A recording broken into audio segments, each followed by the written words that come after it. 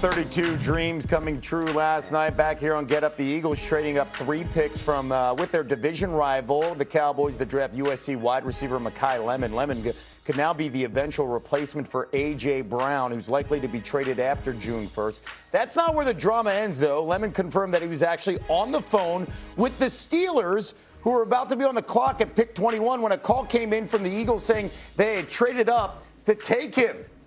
Always drama surrounding Howie Roseman on day one. He cannot just sit still, which is a good thing for many Eagles fans considering what he's done in the first round. Schrager, what's your reaction to the Eagles trading up for Lemon there? When Ian Rappaport had that report on the NFL Network broadcast and it went on viral on Twitter, I was doing the McAfee show, and I'm like, this seems a little bit like WWE and theatrics. The more you hear about it, it sounds like it's true. It sounds like the player was on the phone with the Steelers, Makai Lemon, but the pick hadn't been submitted yet. And they were like, well, the Cowboys aren't taking a wide receiver. They were having the conversation. And based on Ian's reporting, Howie Roseman found that out and then found a way to quickly finagle 2 fourth-round picks and a move up and then got ahead of the Steelers. And while the player was on the phone with the Steelers and Omar Khan, the GM, was talking to the player, the Eagles swooped in before him and took the player, and he was surprised, and his agent was surprised, and oh my God, I'm a Philadelphia Eagle. What? I thought I was going to the Pittsburgh Steelers. The Steelers, though, don't feel like they missed out on Jerry Rice right now. They also had their pick, the Arizona State tackle, very high on their board. So much so that Bill Cowher and Pat McAfee and those guys were at the Steelers facility yesterday, and they're saying all they were talking about was the Arizona State tackle and if he would be there. So, did Howie Roseman make a canny move and do some real great acrobatics here and get Makai Lemon? Yes. Did the Steelers become the big losers of the night by not getting Makai Lemon? I don't think so, but this is one we'll be watching for many years, which player ends up having the better NFL career. And by the way, we're going to talk about the Steelers in a moment. And some backstory here. Howie Roseman's done this before. A few years back, they were sitting at 12. 5 years ago. And then the Cowboys are sitting at 10. Devontae Smith's there. The Giants are picking at 11. The Eagles move up, right, at 10. What's your reaction to what you heard and the idea that the Eagles decide to go wide receiver here and not offensive line? First of all, like when we talk about who had the best night, I don't know how any of these guys are going to play, and no matter how good a scout or evaluator you are, neither do you. So when we talk about who had the best night, who managed the round the best? Who maximized their resources the best? That's Howie Roseman knowing the board, figuring out if I need to go get this, I need to get ahead of Pittsburgh because my intel says they're going to take him. That's the kind of stuff when we talk about who drafts well.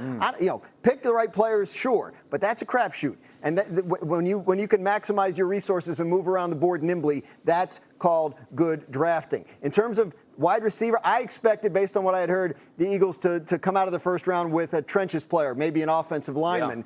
But obviously, Makai Lemon was much higher on their board than these spots, 2023 in the draft. So the opportunity to move up and get him at a relatively low cost was one they couldn't pass up, especially because it sounds like they're going to be trading A.J. Brown to probably the New England Patriots after June 1st when the cap hit eases out for the Eagles. So this is a player they had rated much higher on their board than where they took him, at a position where they're going to have a need. Good move. Neek, I love the pinstripe, so the fit was good, but do you like the actual fit on the offense with this team, Makai Lemon?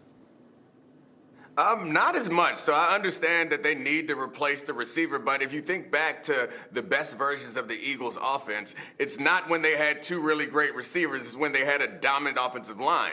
They had those really good receivers last year, and offensive line wasn't as good as we'd grown accustomed to seeing there in Philadelphia, and the offense struggled. I think the difference between this team, the team they had last year, and the one they had the year before was that O-line play. So I anticipated that they were going to make a choice to try to bolster that offensive line, especially since they're losing Jeff Stoutland, their future Hall of Fame, maybe offensive line coach. So I was surprised by the Lemon selection, but I think it does really hammer home the point that A.J. Brown is on his way out. Yeah, Neek, I think you're absolutely right. This offense is usually at its best when they're physical, can run the football up front. A lot's been talked about what Jalen Hurts hasn't been able to do, and the difference of what he's going to need to be able to do under Sean Mannion in this Shanahan-McVay type offense.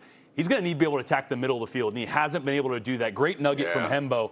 38.4% of his pass attempts between the numbers the last 2 years is by far the lowest in the NFL. The next qualified guy was 44%. The NFL average is 50%. This offense attacks the middle of the field. So getting a guy like Makai Lemon, who is a dog, and the mentality is there. He's willing to get in there and block when you need to, do the dirty work, but also a playmaker with the ball in his hands and after the catch in the middle of the field is exactly what Jalen Hurts hasn't been able to do, he's going to need to do, and exactly what Sean Mannion's going to ask him to do as this offense starts to really change under new leadership. Litnikoff winner, to your point here, great hands at 5'11", and the comp that you see a lot, Amon-Ra St. Brown. What does Amon-Ra St. Brown do? Middle of the field, 10 to 12 yards down the field. It changes the way this offense is, specifically that we've seen with Jalen Hurts in the past. All right, I mentioned Lemon and the drama, of course, because Pittsburgh was sitting right there. What does Pittsburgh do now with Lemon gone? Well, they go with the offensive tackle, and Schrager brought his name up because it is a stud from Arizona State. That is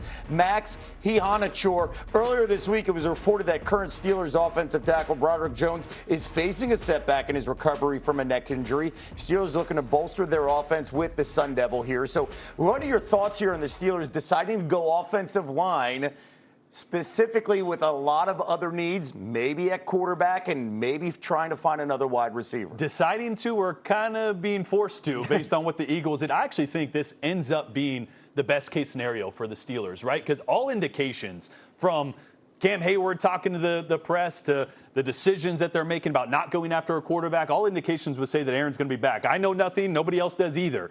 But that just feels like it's going to happen. You got a 42-year-old quarterback. You need offensive linemen, especially with Broderick Jones, his injury status being up in the air. This is a talented, high-ceiling type of tackle. Can he develop quick enough to make an impact this year will be the question, because they need him. Schrager, get the final word on this. Well, yeah, look, he didn't play football until a couple years ago. Didn't get to the States till he was 13. This is a project, but the upside is insane. And again, we could talk about who they took over who, the position and the player.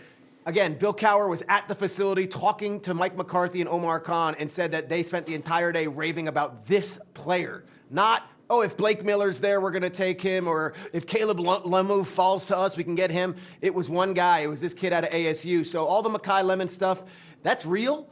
And yet, if they find a future left tackle that's going to be protecting their quarterback, whoever it may be, for the next decade, I don't think we're going to look back on this and say what a disaster tonight was. Deke, jump in real quick.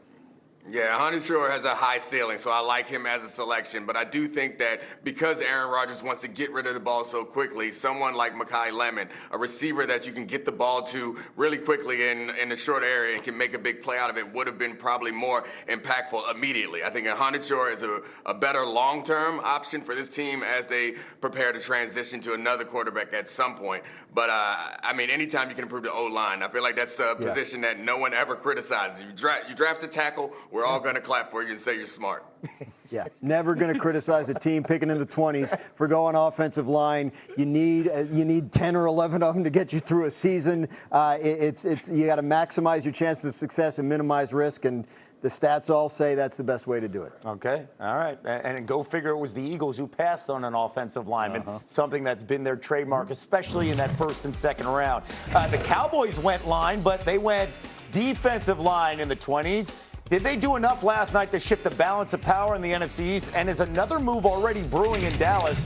We've got answers ahead.